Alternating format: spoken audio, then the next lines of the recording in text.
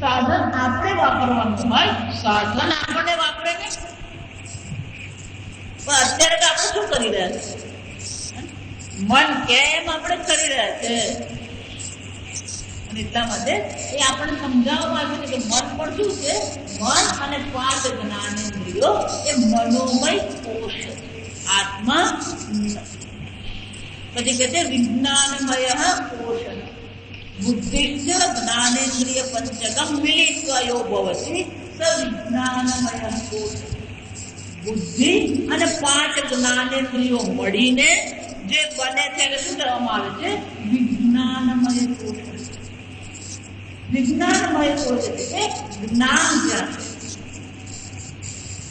વિવેક, વિચાર, સંશોધન, તર્ક, આ બધા ઘણો ગુણધર્મ છે બુદ્ધિના ગુણધર્મ.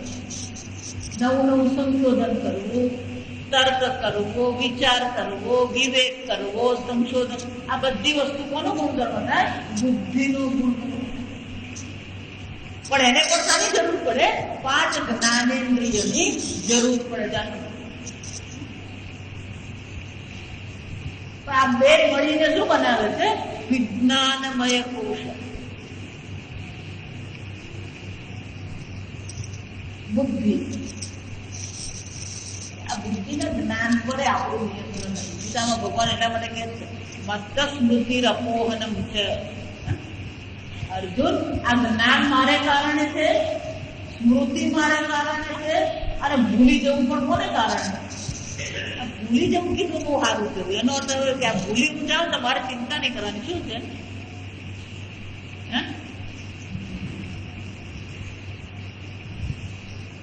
એટલા માટે પછી આ તત્વો બહુ યાદ નહીં યાદ રહે તો શું કરવાનું? વાપ કોનો છે?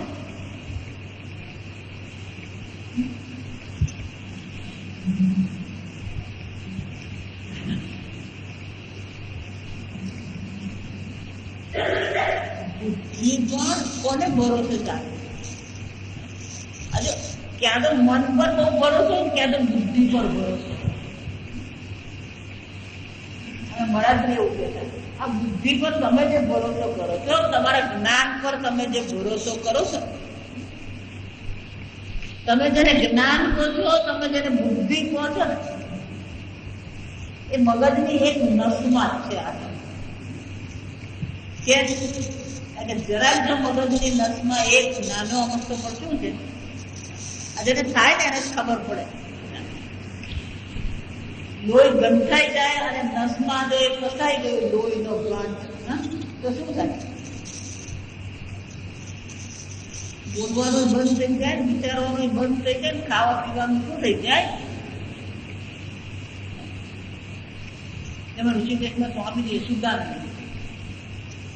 એક વાર ક્યાંક દક્ષિણમાં ગયા હતા, કારને એક્સિડન્ટ, ડ્રાઈવરને જોખું આવી ગયું, કાર શું થઈ વૃક્ષના થડ સાથે અથડે.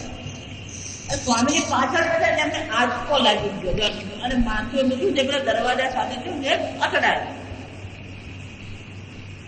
પછી થોડું વાગ્યું અને એમને ચક્કર જેવું આવ્યું. પછી એક જ દિવસ તો સારા થઈ ગયા, ઉંમરવાળા થઈ ગયા, લગભગ 78 વર્ષની ઉંમર છે અત્યારે.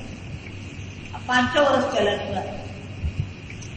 પછી તમને સારું થઈ ગયું, પછી પાછા પહોંચી ગયા, નોર્મલ જો આવી હતા. પછી એક દિવસ એમ જ આમ ચાલતા તમે સીધા ધડ થઈને શું છે પડ્યા ને બેભાન થઈ ગયા. બધા ખબર આવી કે આશ્રમમાં સ્વામી થયું છે. આખો દિવસ ચાલતા રહે, સ્વામી જરાય ખબર બેઠા નહીં, કઈ કામ કરતા જ. સીધા ડોક્ટરને બોલાવ્યા, હોસ્પિટલમાં દાખલ કર્યા, દિલ્હી લઈ ગયા. એમને સ્કેનિંગ કરવામાં આવ્યું તો ખબર પડી કે મગજને એક નસમાં શું થઈ ગયું, પેલો લોહી ગંધ થઈ ગયું. તરત જ 24 કલાક ડોક્ટર ઓળખે, 24 કલાકમાં શું કરી દીધું એમને ઓપરેશન. જ્યાં પેલો એમણે આમ કાઢ્યો ને પેલો ડોક્ટરે, બધી સજાગતા પાછી એમને આવી. પણ એ પડી ગયા ત્યાંથી આ ગંઠ કાઢી ત્યાં સુધી જશે. એટલે એમને ત્યાં જ તો ઊંચો જલ્દી ત્યારે. એટલે પહેલું તો એમને ખ્યાલ આવી ગયો ઓપરેશન થિયેટરમાં. વાતો કરી. એટલે પછી હું મળવા એમને ગઈ ઋષિકેશ ને. એટલે બધું તમને કેમ છે वो सब तो ठीक है, वो दो दिन याद नहीं है. જ્યારથી પેલું બંધ થઈ ગયું અને ઓપરેશન થયું ત્યાં સુધી 2 દિવસ શું છે એમને માટે बात बाकी है. स्वामी आपको हाँ वो सब मुझे पता है, लेकिन मुझे याद ही नहीं आता क्या क्या हुआ. એનો અર્થ નથી આ તમારું જ્ઞાન ને તમારી બુદ્ધિ ને તમારું મન જેનું તમે અહંકાર કરો એ બધું આ મગજને શું છે એક નસમાં છે. અને એના માટે આપણે શું કરી રહ્યા આખી જિંદગી બરબાદ કરી. એટલે શું કહે છે વિજ્ઞાનમય કોશ. આ વિજ્ઞાનમય કોશ આ તમે આત્મા નથી. આ તો સાધન ભોગાદી સાધન. આ તો શું છે ભોગ કરવા માટે તમને આપવામાં આવેલું, જીવન જીવવા માટે તમને આપવામાં આવેલું સાધન છે. પણ એ સાધન પછી આપણે શું કરીએ અહંકાર કરીએ. આને માટે ગીતા માટે ભગવાન કે બુદ્ધિ બુદ્ધિમતા અસ્તિ. આ બુદ્ધિમાનોની બુદ્ધિ હું છું. બુદ્ધિ માટે અહંકાર કરવા જેવું કેમ? મનોમય કોષ જેમ છે એમાં પણ શું છે વિજ્ઞાનમય કોષ. અને છેલ્લે શું છે આનંદમય કહ એવમેવ કારણ શરીર ભૂત અવિદ્યા સંકલિન સત્વમ. જો આનંદમય કોષની ચર્ચા બહુ સુંદર. આપણે આગળ જોયું ને કારણ શરીર જોઈ ગયા કે કારણ શરીર રૂપ જે અવિદ્યા અવસ્થા જે છે એને આનંદમય કોષ કહેવામાં. અને આનંદમય કોષ કેવો છે મલિન સત્વ. એ સત્વ પ્રધાન છે પણ કેવું છે મલિન સત્વ છે. કેમ મલિન સત્વ છે? કારણ કે અવિદ્યા બેઠી છે. મલિન સત્વ કેમ કહેવામાં આવ્યું? ત્યાં આગળ અવિદ્યા છે. એટલું જ નહીં પ્રિયાદી વૃત્તિ સહિતમ યત સત આનંદમય કોષ. પ્રિયાદી વૃત્તિ જો વિચાર પ્રિય જાદો સુંદર. આપણે જે આનંદનો અનુભવ જે કરીએ એને આનંદમય કોષ કહેવામાં આવે. એમાં 3 પ્રકારની વૃત્તિ છે. શંકરાચાર્ય કહે પ્રિયાદી વૃત્તિ. 3 વૃત્તિઓ આનંદમય કોષમાં શું છે? 3 વૃત્તિઓ પ્રિય, મોદ, પ્રમોદ. કઈ 3 વૃત્તિ છે? પ્રિય, મોદ અને પ્રમોદ. અમારા માટે તો 3 સચિત છે.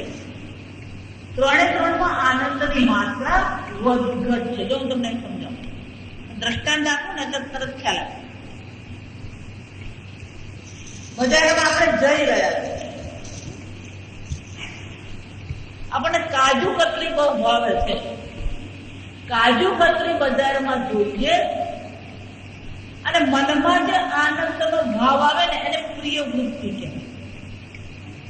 ભાવતી વસ્તુ ગમતી વ્યક્તિ પણ મળે અને એને શું કહેવામાં આવે? પ્રિય વૃત્તિ. બજારમાં કતાર નામની પાપડી આવી ગઈ.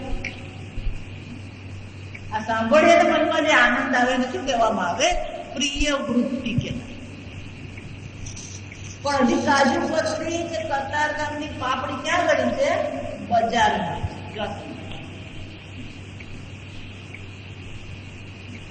પછી કાજુ કતરી ઘરમાં આવે, ટેબલ પર મુકાય અને મોદ કહેવાય. એને જોઈને પછી આમ જે આનંદનો અનુભવ થાય એટલે શું કહેવામાં આવે? મોદ વૃત્તિ. એ કાજુ કતરી આ મોઢામાં મૂકીએ ને આમ જે આનંદનો અનુભવ થાય એને પ્રમોદ વૃત્તિ.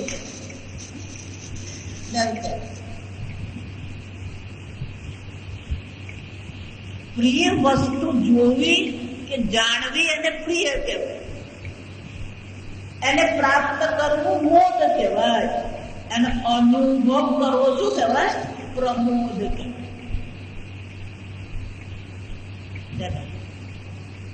બીજી આપણે બધા પ્રિય એટલે ઈદમ. પ્રિય એટલે શું છે? ઈદમ. આ મોદ એટલે મમ, મારું. મોદ એટલે શું છે? મન.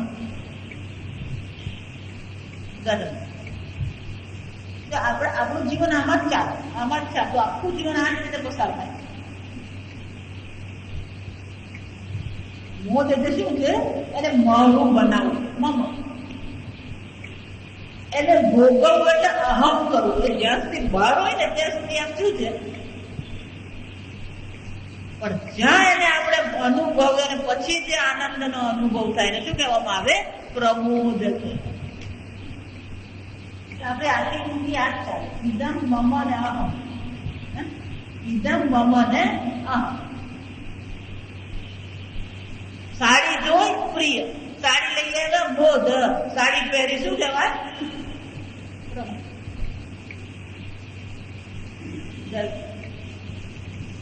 શહેરના ભાવ વધી ગયા, પ્રિય. ત્યાં એવું છે, પ્રિય બોધ પ્રમોદ જ છે. શંકરાચાર્ય આ આનંદમય કોષમાં શું છે? પ્રિયાદી વૃત્તિ સહિત. આ પ્રિયાદી વૃત્તિ જેમાં છે એટલું જ નહીં, અવિદ્યા પણ તેમાં બેઠી છે. એને શું કહેવામાં આવે? આનંદમય કોષ કહેવાય.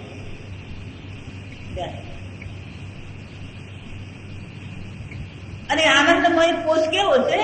કારણ શરીર ભૂત. કારણ શરીર રૂપ એ આનંદમય કોષ.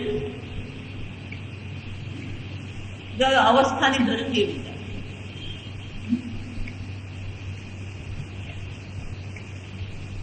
જાગ્રત અવસ્થામાં 5 કોષ છે. જાગ્રત અવસ્થામાં શું છે? 5 કોષ છે. 3 શરીર છે. સ્વપ્ન અવસ્થામાં શું છે? અન્નમય કોષ નથી. અન્નમય કોષ સ્થૂળ શરીર પણ નથી. પણ શું છે? સૂક્ષ્મ શરીર છે અને કારણ છે. સ્વપ્ન અવસ્થામાં શું છે? સૂક્ષ્મ શરીર અને કારણ શરીર બને.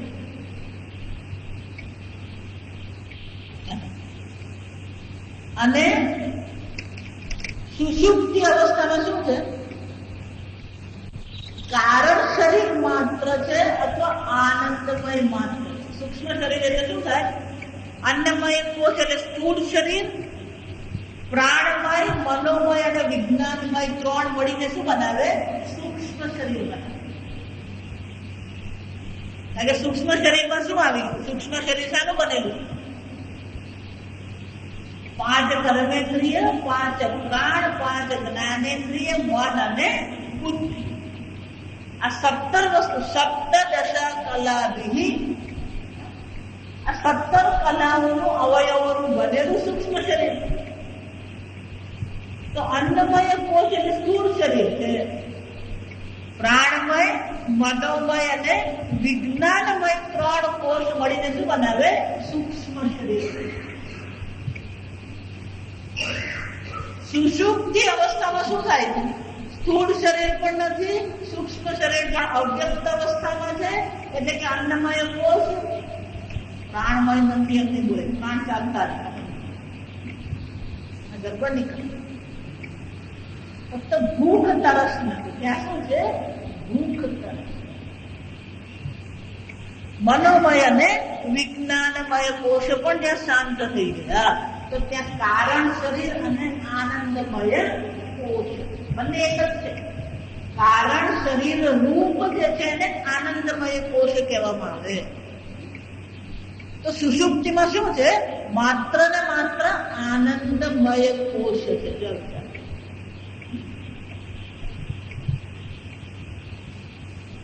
હવે વિચાર, આ આનંદમય કોષ એમ જયારે કહીએ તો એ મયટ પ્રત્યેનો અર્થ વિકાર થશે કે પ્રાચુર્ય થશે? સુઈ ગયા પછી તો શું છે? જો આપણે સુષુપ્તિની વ્યાખ્યા કરી, અહમ કિમપી ન જાનામિ મયા સુખેન નિદ્રા અનુભૂયતે. નિદ્રામાં શાનો અનુભવ છે? હું સુખેથી નિદ્રાનો અનુભવ કરું છું. તો ત્યાં વિકાર છે, વિકાર છે, કઈક પરિવર્તન આવે છે, બદલાય છે. તો પ્રાણમાં પરિવર્તન છે, મનમાં પરિવર્તન છે, વિજ્ઞાનમાં પરિવર્તન છે, અન્નમયમાં પણ પરિવર્તન છે. આ આનંદમયમાં કોઈ પ્રકારનું પરિવર્તન છે ખરું? હા, પણ ત્યાં શું છે? આનંદનું પ્રાચુર્ય. આનંદનું શું છે? પ્રાચુર્ય. પ્રાચુર્ય એટલે મોટા પ્રમાણમાં, વધુ પ્રમાણમાં ત્યાં શું છે? આનંદનું હતું. એટલે 100% થઈ ગયું તો ચાલે, 100% નહીં કહી શકાય. કેમ? અવિદ્યા. કારણ કે ત્યાં કોણ બેઠું છે? અવિદ્યા. તમે જયારે ઊંઘમાં આનંદનો અનુભવ કરો છો ત્યારે તમે એને જાણો છો? ઊંઘમાં તમે એવું વિચારો છો કે બહુ આનંદ મળી રહ્યો છે? હે? અવિદ્યા બેઠી છે. જાગ્યા પછી આપણે શું કહીએ છીએ? મને આનંદનો અનુભવ થયો. આમ અવિદ્યા હોવાને કારણે આનંદ નથી, પણ શું છે? આનંદમય છે, પ્રાચુર્ય છે. 100% આનંદ નથી, પણ આનંદનું શું છે? પ્રાચુર્ય ત્યાં. અને એટલા માટે મયટ નો અર્થ ત્યાં શું કરવાનો હોય? પ્રાચુર્યના અર્થમાં મયટ લેવાનો છે, વિકારના અર્થમાં મયટ ત્યાં નથી. પણ આ આનંદમય પણ કેવો છે? કોષ છે કે કોષવત આચ્છાદિત. એ પણ આત્માને શું કરે છે? ઢાંકી રાખે. આત્મા જેવો છે એવો પ્રગટ થતો નથી. અને એટલા માટે આનંદમય પણ શું છે? કોષ છે. એક કોષ પંચકમ. શંકરાચાર્ય આ 5 કોષો છે. પછી શંકરાચાર્ય બહુ સુંદર વાત કરે કે આપણો અનુભવ શું છે? જો વિચારી, મદીયમ શરીરમ. આપણે એવું કહીએ છીએ મારું શરીર, કહીએ છીએ. મદીયા પ્રાણા, મારા પ્રાણ. મદીયમ મન, મારું મન. મદીયા બુદ્ધિ, મારી બુદ્ધિ. મદીયમ અજ્ઞાનમ, મારું અજ્ઞાન. મારું શરીર, મારા પ્રાણ, મારું મન, મારી બુદ્ધિ અને મારું અજ્ઞાન. આમ આ બધાની સાથે આપણે કઈ રીતે વાત કરીએ છીએ? મારા તરીકે વાત. મધ્ય કીધી સ્વેને એવ જ્ઞાયતે. આ પોતે જ તમે આ પ્રકારથી એને જાણો છો. આ મારું શરીર છે, મારું મન છે, મારી બુદ્ધિ છે, મારી ઇન્દ્રિયો છે, મારા પ્રાણ છે, મારું અજ્ઞાન છે. શંકરાચાર્ય કહે છે સ્વેને એવ એટલે શું છે? તમે પોતે જ એને મારા તરીકે જાણો છો. પણ જો તમે એને મારા તરીકે જાણતા હો, એટલે શંકરાચાર્ય કહે છે એ જ રીતે તદ્યથા મદીયત્વેન જ્ઞાતમ. આ મારા તરીકે જાણીતું છે. શું છે? કટક, કુંડલ, ગૃહાદિકમ સ્વસ્માત ભિન્નમ. શંકરાચાર્ય કહે છે ઘર કહીએ, ઘરેણા કહીએ, ગાડી કહીએ, ધન કહીએ, આ બધી વસ્તુઓને આપણે કઈ રીતે જાણીએ છીએ? આ મારું છે. પણ આપણો બીજો પણ અનુભવ છે કે જે વસ્તુને આપણે મારી એમ કહીએ છીએ, સ્વસ્માત ભિન્ન. એ બધી વસ્તુ પોતાનાથી કેવી હોય? ભિન્ન હોય, અન્ય હોય. તો એ જ રીતે તથા પંચકોશાદિકમ મદીયત્વેન જ્ઞાતમ. એ જ રીતે પંચકોશ, અન્નમયાદી જે કોષ જે છે એ કોષને પણ આપણે કઈ રીતે જાણીએ છીએ? મારું શરીર, મારા પ્રાણ, મારું મન, મારું બુદ્ધિ અને મારું અજ્ઞાન. 5 કોષ થઈ ગયા. જો તમને તો 5 કોષને આપણે મારા તરીકે જાણીએ છીએ. જો જે મારું હોય એ હું હોઈ શકે? જે મારું હોય એ હું હોઈ શકે નહીં. તે જ રીતે મારું શરીર જો તમે એમ કહેવાય, જો આને જ કહેવાય કન્ફ્યુઝન. જો આ સમજો એટલા માટે આ યુનિવર્સલ કન્ફ્યુઝન જ છે, ગૂંચવાડો છે, સર્વસામાન્ય વૈશ્વિક ગૂંચવાડો છે. કારણ કે શરીરને તમે હું પણ કહો છો, અને શરીરને તમે શું કહો છો? મારું પણ કહો છો. જો છે મારું કહો તો પછી મારું જ કહેવાનું, અને હું કહીએ તો પછી હું જ કહેવાનું. આ જગતમાં શંકરાચાર્ય કહે છે જેટલી વસ્તુ મારી તરીકે આપણે લઈએ છીએ એને હું તરીકે લઈએ છીએ. મારી ગાડી એમ કીધા પછી આ ગાડી હું છું એમ કહીએ આપણે? મારું ઘર કીધા પછી હું ઘર છું એમ કહીએ કે નહીં? તો આ શરીર માટે શું કરીએ? ક્યારેક મારું કહીએ છીએ અને ક્યારેક હું કહીને ચાલીએ છીએ. જો આને કન્ફ્યુઝન, આ ગૂંચવાડા છે આપણા મનમાં, અને આ ગૂંચવાડામાં જ આપણે રહીએ છીએ. ઠીક છે? અને એટલે શંકરાચાર્ય કહે છે જેને આપણે મારું કહેતા હોય એ ક્યારેય આત્મા હોઈ શકે નહીં. અને એટલે કે છે આ પંચકોશ જે છે એ કેવા છે? મારા તરીકે જાણીતા હોવાથી ન આત્મા ભવતી, એ આત્મા હોઈ શકે નહીં. આ 5 કોષ છે. 5 કોષો દ્વારા આપણે આ જગતમાં વ્યવહાર કરીએ છીએ. જે સ્થૂળ શરીર માટે પણ કીધું પંચીકૃત પંચમહાભૂતમ સત્કર્મજન્યમ ભોગાયતન. અહીંયા આપણને આ રહેવાનું સ્થાન છે. આ શરીર તો શું છે? ઘર છે. જેવા આપણે રહીએ છીએ. આ પ્રાણમય, મનોમય અને વિજ્ઞાનમય એ સાધન આપણને આપવામાં આવે છે જેને દ્વારા આપણે આ જગતમાં વ્યવહાર કરી રહ્યા છીએ. પણ પછી એને આપણે હું કહી દઈએ એ શક્ય નથી. અને એટલે શું કહે છે? એને આત્મા, એ ક્યારેય આત્મા બની શકે એમ છે જ. એ આત્મા નથી. કેમ? એટલે બધું આપણે મારા તરીકે જાણીએ. આ સમજો, આ તર્ક બહુ સુંદર છે.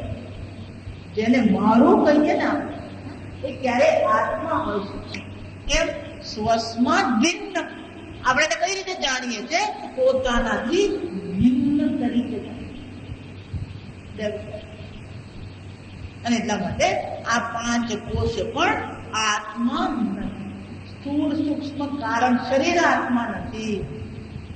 અવસ્થા ત્રયનો આત્મા સાક્ષી છે, અને પંચકોશ પણ આત્મા નથી. તો પ્રશ્ન થાય તરહી આત્મા કહ. આત્મા શું છે? શંકરાચાર્ય કહે છે સચ્ચિદાનંદ સ્વરૂપ. આત્મા શું છે?